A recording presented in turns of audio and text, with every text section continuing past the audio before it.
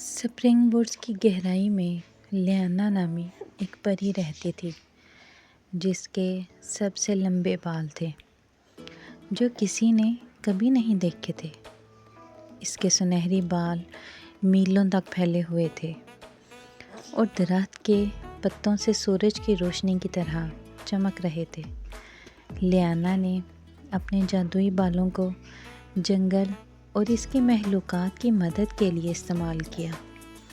اسے گلہریوں کے لیے پلوں، پرندوں کے لیے گھونسلے اور یہاں تک کہ ضرورت مند جانوروں کو بچانے کے لیے رسی بھی بنائی۔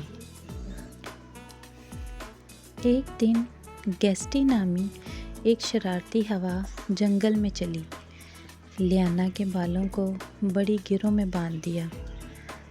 اب دیکھتے ہیں آپ ان سب کو کیسے سنبھالتی ہو، وہ جھومتے ہوئے کہکا لگایا۔ لیانا نے الجھ کر کھینچا لیکن وہ مزید سخت ہوتے گئے۔ وہ ایک قاعدہ چٹان پر بیٹھ گئی، اس فکر میں کہ اب وہ کسی کی مدد نہیں کر پائے گی۔ اس وقت ایک چھوٹا سا چوہا جس کا نام پیپن تھا۔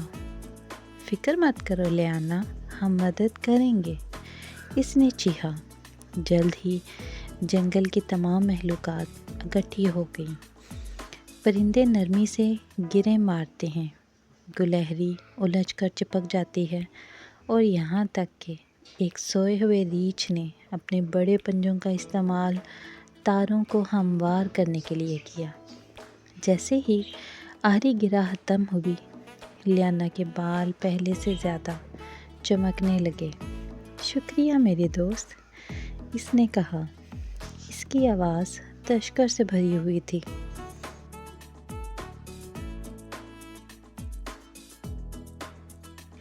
مستقبل کے الجھنے سے بچنے کے لیے لیانا نے اپنے بالوں کو جادوئی چوٹی میں باندھا جو رنگوں کی قوس قزح سے چمکتی ہے اور اس بات کو یقینی بناتی ہے کہ یہ ہموار رہے گی، چاہے وہ کتنا ہی جنگلی گیسٹی کیوں نہ ہو۔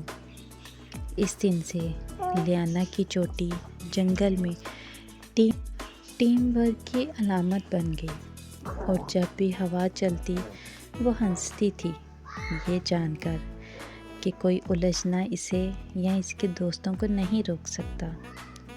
اور گیسٹی ٹھیک ہے، اس نے اب بھی اپنے مذاق کھیلے، لیکن اس نے پھر کبھی لیانا کے بالوں سے گڑبڑ کرنے کی ہمت نہیں کی۔